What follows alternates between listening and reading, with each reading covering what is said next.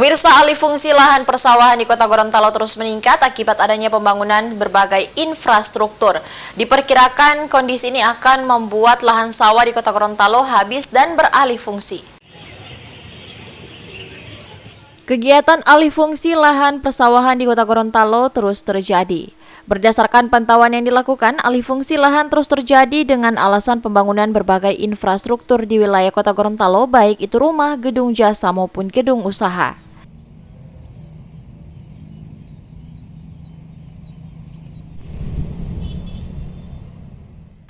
Kepala Bidang Tanah Kota Gorontalo menyatakan bahwa Kota Gorontalo sebagai kota jasa dan perdagangan telah menimbulkan dampak alih fungsi lahan yang terus terjadi di daerah dan membuat lahan persawahan semakin langka di Kota Gorontalo. Menurut Kepala Bidang Pertanian Dinas Kelautan Perikanan dan Pertanian atau DKPP Kota Gorontalo, Yurita Walangadi, sebagai kota industri telah dimanfaatkan oleh para investor untuk terus mendirikan berbagai bangunan usaha.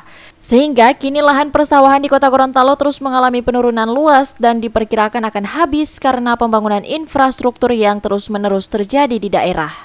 Dengan pengurangan ini, banyak investor yang masuk untuk pembangunan pemukiman dan sebagainya, juga untuk pembangunan yang ada di Kota Gorontalo.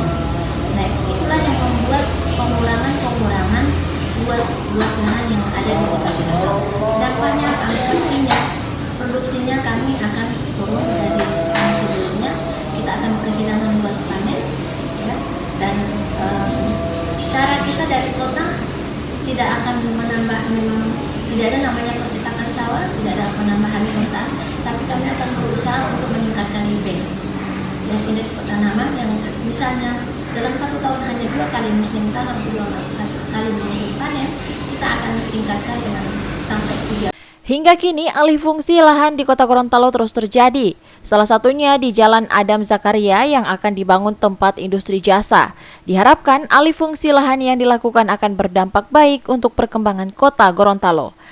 Dari Kota Gorontalo, Faradila Alim, iNews melaporkan.